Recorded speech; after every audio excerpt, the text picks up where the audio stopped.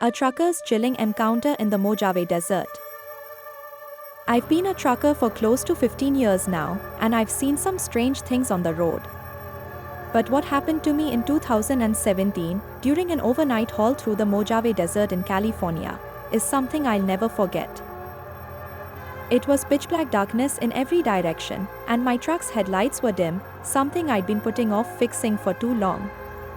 Normally, I wouldn't notice the difference, but with no other cars around, the darkness felt heavier. I kept debating whether to pull over and wait for sunrise, but I was desperate for the money and didn't want to waste any time.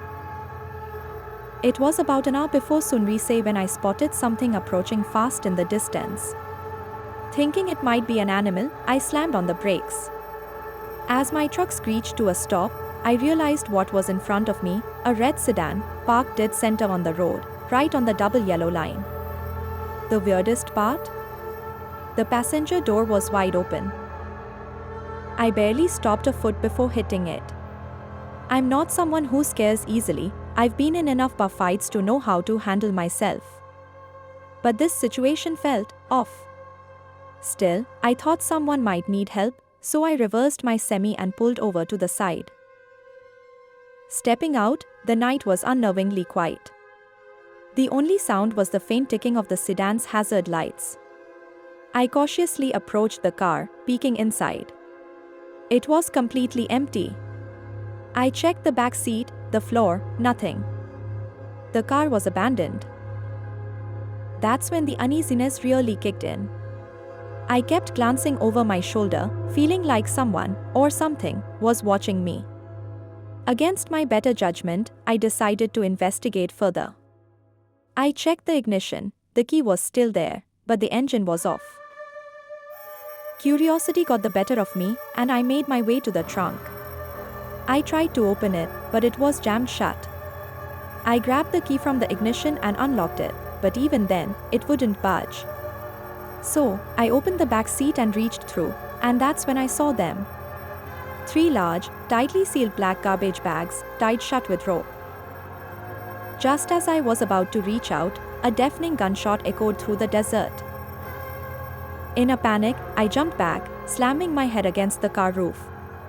I didn't even think, just dropped the keys on the front seat and sprinted back to my truck. As I climbed in, I heard a gruff voice yelling in the distance, shouting, "Hey! Hey!" It was getting closer. I scrambled to start my truck, cursing under my breath when the engine stalled.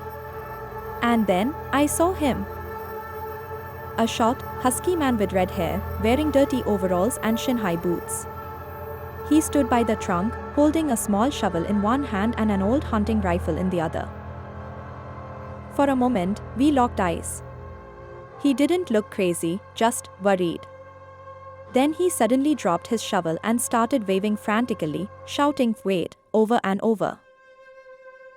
There was no way I was staying.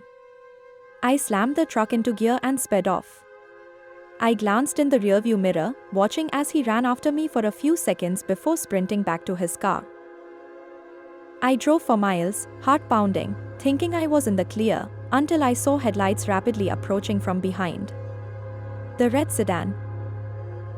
My stomach dropped as it got closer, honking wildly. I called the police, trying to explain everything, but the car was right on my tail, swerving dangerously. For what felt like forever, he followed me, until finally, flashing red and blue lights appeared up ahead. The sedan suddenly veered off the road and disappeared into the desert. When the police arrived, I frantically told them everything. But instead of chasing him down, they just took my statement and told me they'd investigate. I never heard back from them. To this day, I don't know what was in those bags. Some of my buddies think he was disposing of something, or someone. I try to convince myself it was something less sinister, maybe an animal or something. But after that night, I never drive through the desert without thinking about it.